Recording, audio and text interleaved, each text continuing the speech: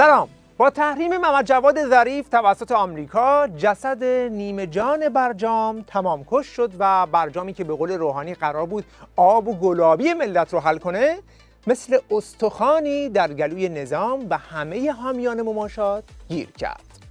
به این ترتیب ظریفی که روزگاری پوز قدم زدن و گپ زدن با وزیر خارجه آمریکا رو میداد، الان به کلوپ تحریمی های نظام پیوست و رفت پیش قاسم سلیمانی که مثل قدیما با هم دیدی دو نفره بزنن.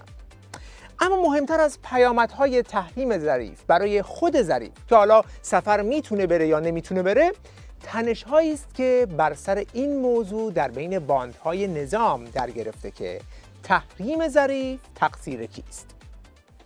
منتقدین و دلواپسان داخلی که شبانه روز بر طبل تضعیف ظریف میکوبند و در محیط‌های مجازی از وارد کردن هر ناروایی به او دریغ نمی‌کنند، تا جایی که با صرف سرمایه‌های میلیاردی سریال گاندو می‌سازند و از رسانه ملی پخش می‌کنند، باید شرم کنند.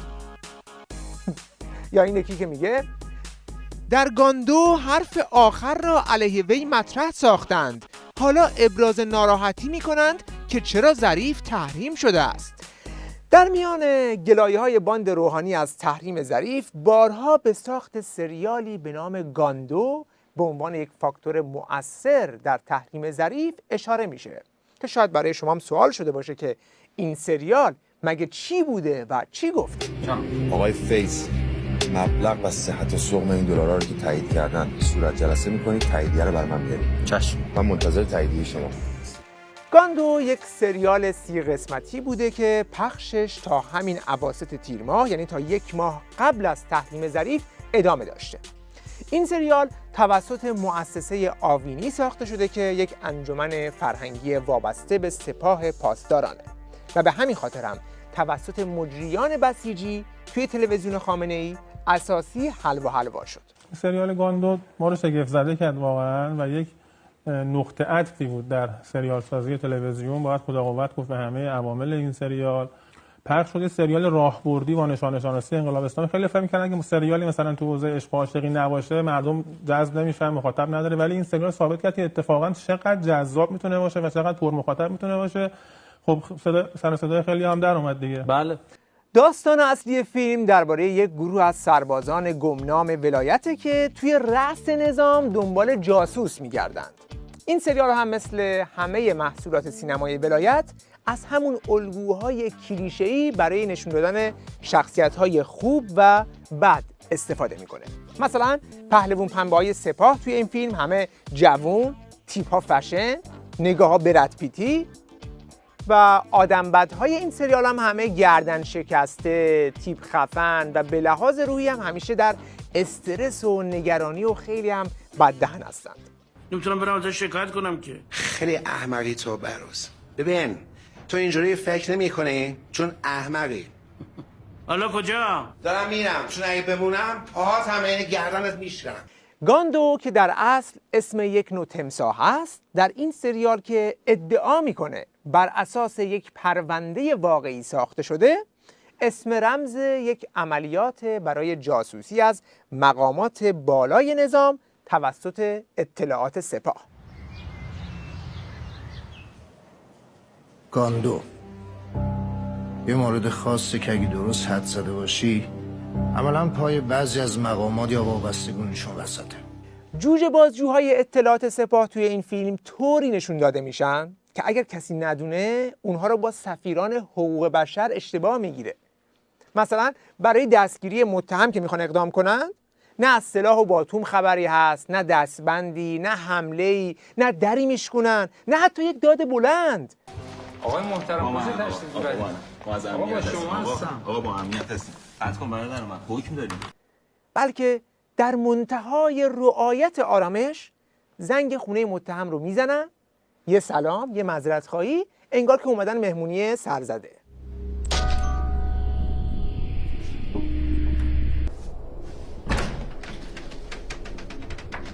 سلام آقای دکتر، روزتون بخیر. سلام. عذر میخوام که صبح به این زودی خدمت رسیدیم. این خدمت شما. مسخره بازی ها چیه؟ ماجرای این چیه؟ به درخواست مقامات امنیتی حکم بازرسی منزل شما و دستگیری پسرتون آقای علیرضا فرمند صادر شده. مزخرفات چیه داری میگی؟ برخورد ارزشی جوجه پاسدارهای اطلاعات سپاه تو کل فیلم جا به جا موج میزنه. انگار که اون چیزی که داریم هر روز توی خیابونا از جونورهای بسیج سپاه میبینیم اون مجازیه. ببین متهم میاد داد میزنه توی صورتش، فحش رو بهش میکشه، حکم رو پاره میکنه میزنه توی صورتش. مأمور اخم که نمیکنه تو هم بهش نمیگه، براش یه لیوان آبم میاره. اینجاست که پزشکان بدون مرز هم انگشت به دهن میمونن. آقای دکتر بفرمایید. شما که حکم دارید بریم بگردیم پیداش کنید. یعنی با این برخورد ارزشی متهم رو به جایی رسون که خودش میگه بیا منو بگیر. اینجاست که از شدت موچالگی عضلات بیننده به 17 جلسه فیزیوتراپی نیاز پیدا میکنه.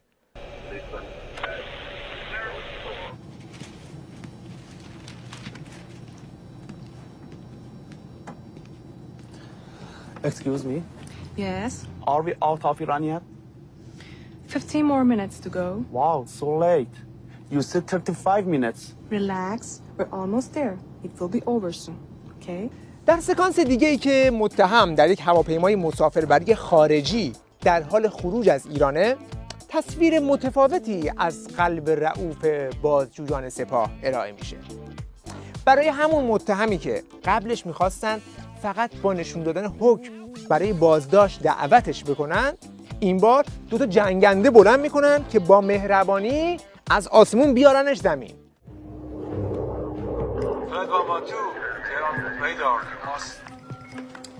Good morning, Captain. This is a security officer of the country you're just flying above. And this is to inform you of the emergency landing order given by Iranian authorities.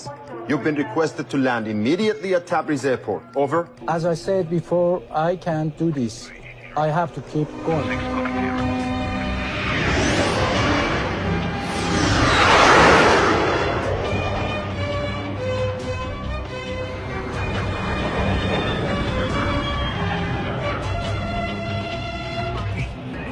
Did you see them?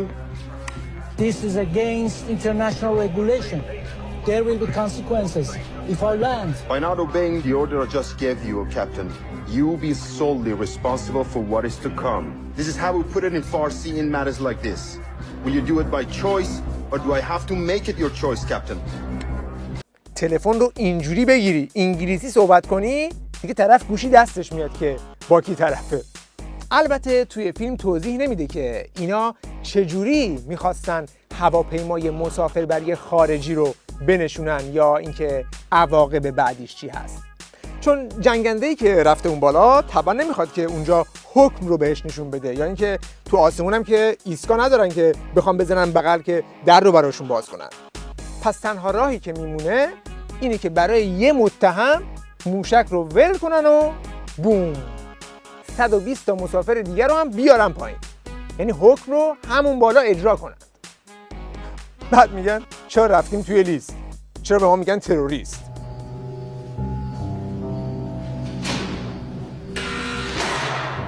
توی این سکانس هم با زندانهای اطلاعات سپاه آشنا میشیم. همونطور که میبینی خیلی جای قشنگ و بازیه، دیواراش طرح داره، غذا سفارشی میارن، مینیمم خورشت قیمت است، بعد یه گارسون کت شلواری براتون غذا میاره. حالا سلول انفرادیش رو ببین، یه سویت 24 متری 2 خوابه ترتمیز خیلی شیک، بعد تازه خود زندانی هم راضیه. من تو این مدت خیلی چاق شدم، خیلی، اما این لباس ها خیلی تنگ شده برای من. شاید خوب نباشه برای شما من با این لباس ها برم جلوی دوربین خبرنگارا؟ ها؟ پس معلومه اینجا بهت خوب ساخته. یکی از پیام‌های فیلم همینه که به شما القا کنه که اگر تا به حال زندان نرفتی از دست دادی برادر من. یعنی کهریزک و خودکشی شدن توی زندان و داستان زهرا کاظمی و ستار بهشتیار رو فراموش کن، این جاسوس رو بچسب که وقتی داره از زندان خارج میشه نگران بیرون زندانه و دیالوگی رو میگه که بیشتر به حرفای بازجوش شبیه. هرچند میدونم تو پات برسه امریکا باید ضد ما حرف بزنی. من گفتم شاید مثلا اونجا با ایران خیلی فرق داره، خیلی. خودت میدونی همونطور که ابو غریب اونا با اوین شما خیلی فرق داره. اونا هر جور که دلشون بخواد دنیا رو تعریف میکنن.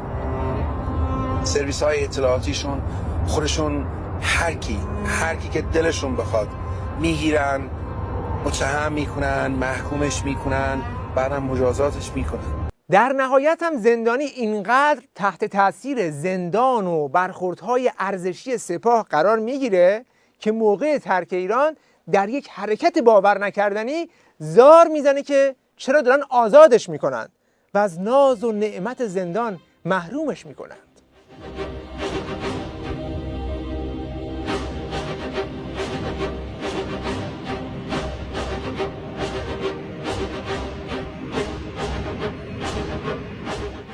اما اون چیزی که این سریال رو جنجالی کرد این سکانس های هندی فیلم نبود، بلکه جنگ و دعوای باندهای نظامه که به دقیق‌ترین شکل توی این فیلم به تصویر کشیده شده. مثلا اینجا موقع تبادل جاسوس بین نفر وزارت خارجه با جوجه بازجوهای سپاه دعوا را میفته. بیا و ببین. صبر کنید.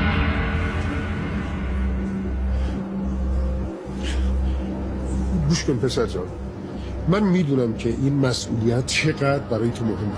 درک. پس حالا شما گوش کن پدر جان. منم میدونم که این مسئولیت چقدر برای شما مهمه. داوود. جانم آقا. از این خط کسی عبور نمیکنه. بله چشم. کجا آقا؟ نمیتونم اجازه بدم. من باید برم تو. نه آقا شما شنیدید خودتون. یعنی چی؟ گفتم من باید برم تو. لطفاً کنار باشید. اینجا چه خبره؟ من اجازه ندارم براتون بدم. میدونی من کی هستم؟ آقا شما هر کی هستی خودتون موافق دارید و به احتمال موافق یه آدم هستید، پس از من نخواهید خلاف دستور موافق من بکنید. موافق کیه بچه؟ موافقم. اصلا کی به تو اجازه داده جلوی منو بگیری؟ لطفاً صداتون رو بیارید پایین تا مایکتون باز بشه. اما پیام اصلی این سریال پرخرج که با هزینه میلیاردی روی آنتن رفته اینه که اون 1.7 میلیارد پول نقدی که اوباما با هواپیما براشون فرستاد و وزارت خارجه میگفت نتیجه برجامه، اطلاعات سپاه مدعیه که به خاطر تبادل یک جاسوس بوده که اونا پیداش کردن و این پیام هم به واضح ترین شکل ممکن در این دیالوگ فیلم گنجونده شده.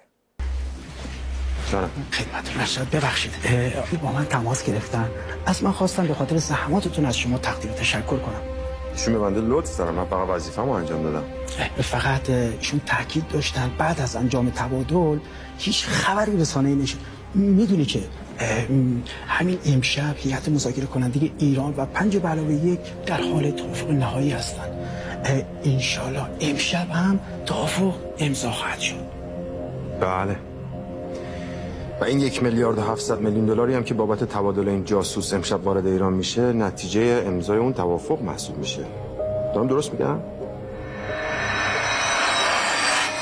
البته این همه خرج کردن که این سریال رو بسازن که بگن این 1.7 میلیارد چطور وارد شد، ولی درباره سرنوشت این پول و اینکه کجا هزینه شد هیچ وقت نه فیلمی ساخته شده، نه توضیحی داده شده و نه خبری ازش شد. البته شاید سپاه قدس یا آقازاده ها و بانک های کانادا در این زمینه اطلاعاتی داشته باشند.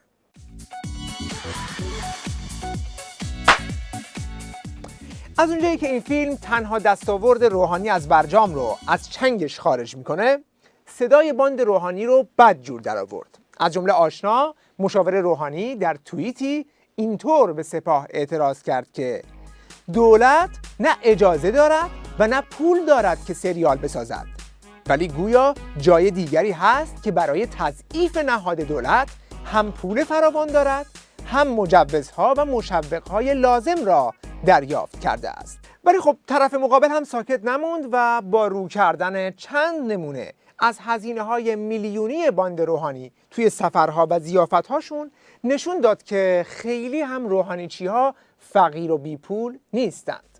مثلا یه قلم 29 میلیون تومان فقط برای خرید لوازم التحریر توی یک سفر یک روزه، یا یه 20 میلیون دیگه برای یک وعده ناهارشون. ظریف هم که بدجوری به پر قباش برخورده بود، مثل بچه کوچولوها قهر کرد و یه نامه زد به خامنه‌ای که اگر میخواین از این سریالا بسازید دیگه من وزیر نیستم. که تنها فایدهش هم این بود که یک مقام وزارت خارجه آمریکا گفت با این نامه ظریف نشون داد که توی این نظام کاری نیست. جدا از این دعوا که تحریم ظریف به خاطر چی بوده، به خاطر سریال گاندو بوده یا به خاطر نامه ظریف بوده که آمریکا تحریمش کرده، یک فرضیه دیگه اون چیزیه که علی ربیعی سخنگوی دولت روحانی ازش ابراز نگرانی میکنه. من بود خودم مثال زدم، یه جای دیگه هم دیدم ظریف رو در اون 80 متر من خودم دیدم در شبکه تیرانه‌نشین ها، گروهک موسوم به مجاهدین خلق، در اخبارش خودم دیدم که این 80 متر رو برده، همون رو در یه سایت منتقد داخلی هم عین همون عکس رو دیدم، در داخل هم دیدم. حضور ضد انقلاب کاخ سفید زیاد شد. من کاملا احساس دارم میکنم که رو ادبیاتی که کاخ سفید داره حرف میزنه خیلی به ادبیات سیمای این گروه‌ها، صدا سیمای گروه‌ها خیلی نزدیک شده. قضاوت در مورد اینکه کدوم فرضیه در تحریم ظریف مؤثرتر بوده رو به عهده شما میذاریم. وقت بخیر، خدا نگهدار.